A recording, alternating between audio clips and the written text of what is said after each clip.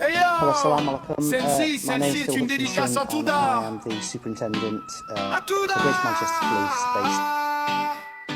Tout n'a pas tout dit. Non, tout n'a pas tout dit. There was sexual activity with girls who were underage. Not entirely, but nearly always, the gangs are from the mineures, Pakistani community. And these 7 women were saying, it's not fair, we've told West Yorkshire Police about it, we've told social services about it, and no one will do anything.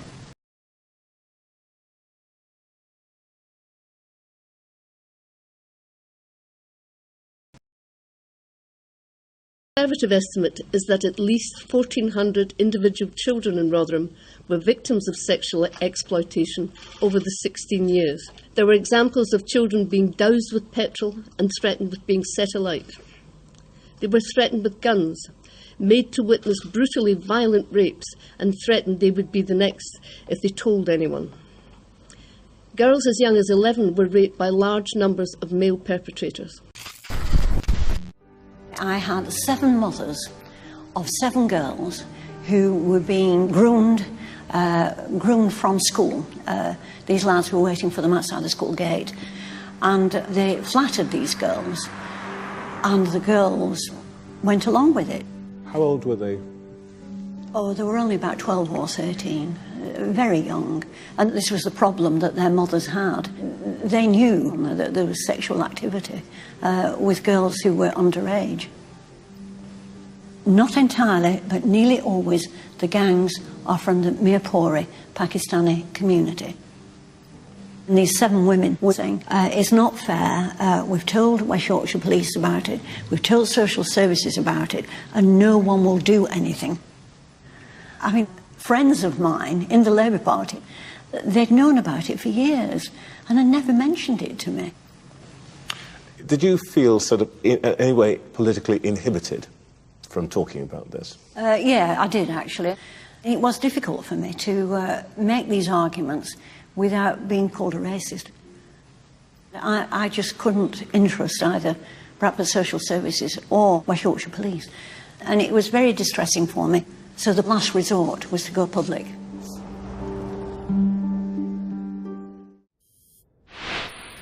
Andrew Norfolk is now the chief investigative reporter for The Times. When he first heard about this story, his liberal angst kicked in immediately. My reaction was, how on earth do you cover this story? Because it's the dream story for the far right. I as a journalist, wrote a simple story, a single story, and moved on and hoped it wasn't true.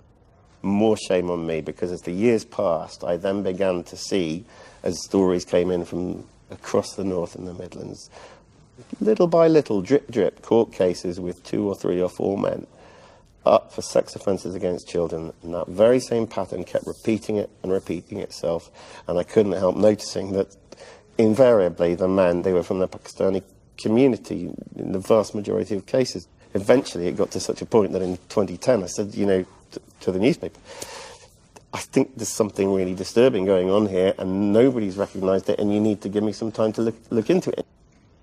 We'd run our first story about this hidden crime pattern in January 2011, and I'd steeled myself for the inevitable accusations that would come.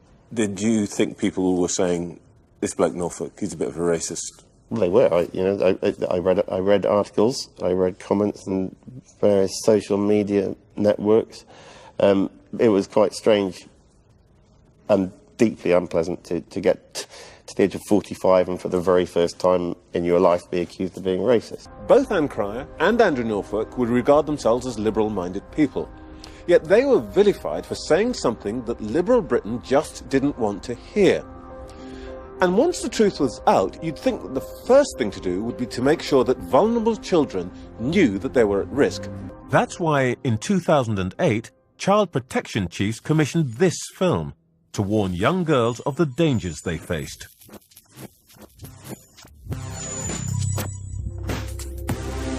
My Dangerous Lover Boy very accurately identified the process by which a young teenage girl can get lured into a world in which they find themselves horrifically out of their depth. It had a young girl, maybe. What age would you guess from seeing her? 14 years old, 15, maybe? 15. Full of adolescent frustration at the limits in her life and wanting to break bounds. A good-looking boy, a good few years older, but still a young man, maybe, early 20s, should we say? Wanna come for a ride? Turning up in an attractive car, music pounding.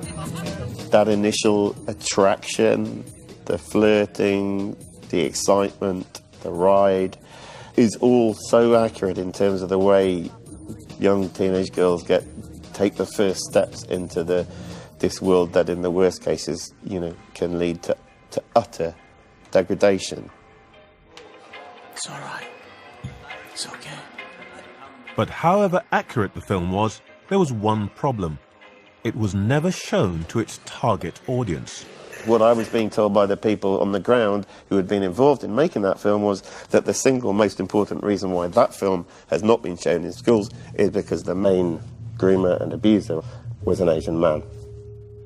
And that was unacceptable. There was a terror of treading into what was seen as a cultural, ethnic minefield. A second film was circulated, however. My men, all right. Look closely. It's not that hard to see the difference. I'm Lauren. Oh, Camilo, nice to meet you. He's a white teenager as opposed to a 20-something Asian. He's a lad barely a couple of years older than the girls involved. You have a cast that is all white or African Caribbean, and no Asian men to be seen, as far as I can remember, in the entire film. And it is very difficult to get Muslim organisations to condemn this formally, officially. The only religious person they had appear before them was a sheikh, an Islamic cleric, and at the end of it he tried to circulate a sermon to get all the mosques in Britain to read out that sermon in their mosques, condemning child grooming, child pimping, and 75% of those mosques refused to do so. Why would a mosque refuse to condemn child rape in a sermon? And 75% refused to do so. So there is a serious issue here. Okay. When you add to that the fact that it is justified within Islamic doctrine. The plan was to make the girl feel important. She was given gifts and drugs, but she was being groomed to be a drug-addicted prostitute. Then came the gang rapes. The girls were threatened with death if they tried to flee. It's not just sexual abuse.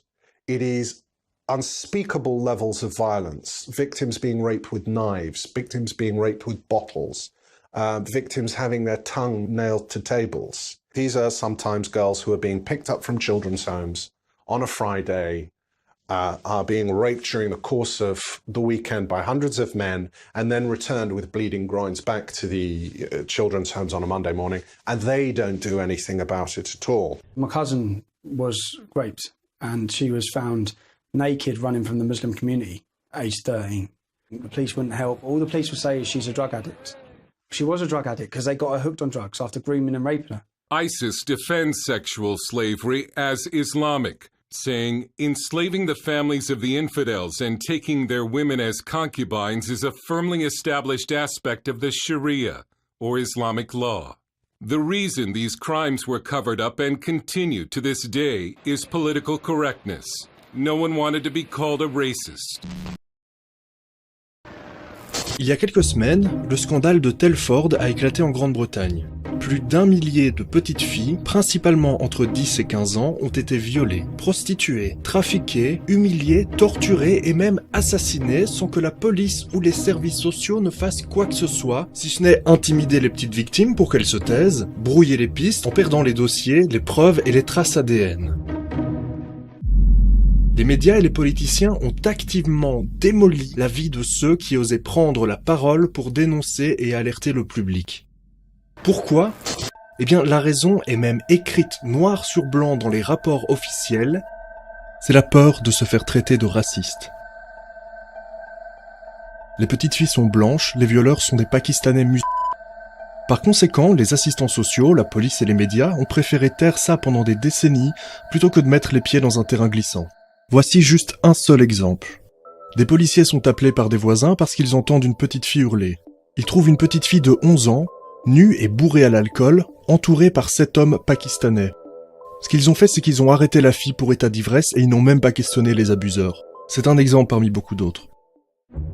Alors aujourd'hui, on parle du scandale dans la ville de Telford, mais il n'y a pas si longtemps, en 2015, il y avait le scandale de Rotherham, une autre ville dans laquelle plus de 1500 petites filles ont été dégradées dans les mêmes conditions. Pour comprendre Telford, il faut comprendre ce qui s'est passé à Rotherham, parce que c'est précisément la même chose. À l'époque de ce scandale, silence radio total dans les médias français. Mais pour Telford, contrairement à Rotherham, la nouvelle a fait une toute petite percée dans les médias français. Enfin, plus ou moins.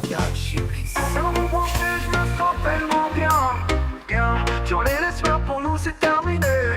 Je ne sais ni où ni comment se termine mon chemin, mais je sais où on finira si on leur tend la main.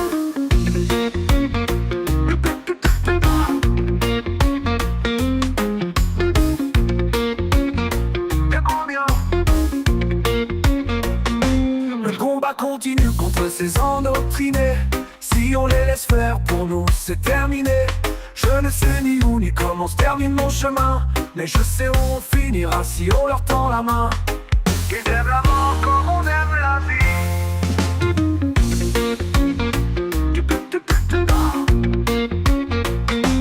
La liberté est une femme qu'ils voudraient voir morte. La beauté a déserté, ils ont cloué une fatwa sur sa porte.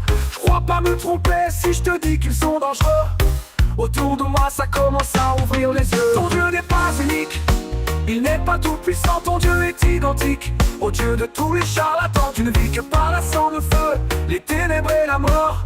Dieu t'a fait descendre soldat d'un monde incolore. Ton Dieu n'est pas unique, il n'est pas tout puissant, ton Dieu est identique au Dieu de tous les charlatans. Tu ne vis que par la sang, le feu, les ténèbres et la mort.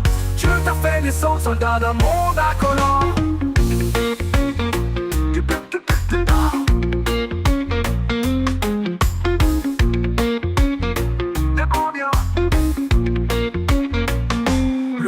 Continue contre ces endoctrinés. Si on les laisse faire, pour nous c'est terminé. Je ne sais ni où ni comment se termine mon chemin, mais je sais où on finira si on leur tend la main. Ils aiment la mort comme on aime la vie.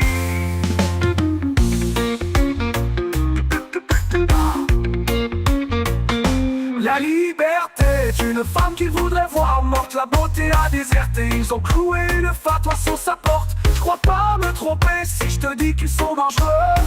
Autour de moi ça commence à ouvrir les yeux. Ton Dieu n'est pas unique, il n'est pas tout puissant, ton Dieu est identique au Dieu de tous les charlatans. Tu ne vis que par la sang, le feu, les ténèbres et la mort. Dieu t'a fait descendre soldat d'un monde incolore.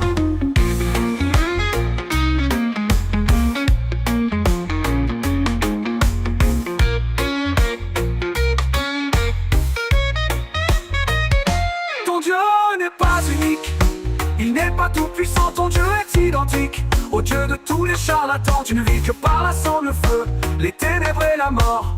Dieu t'a fait descendre soldat d'un monde incolore.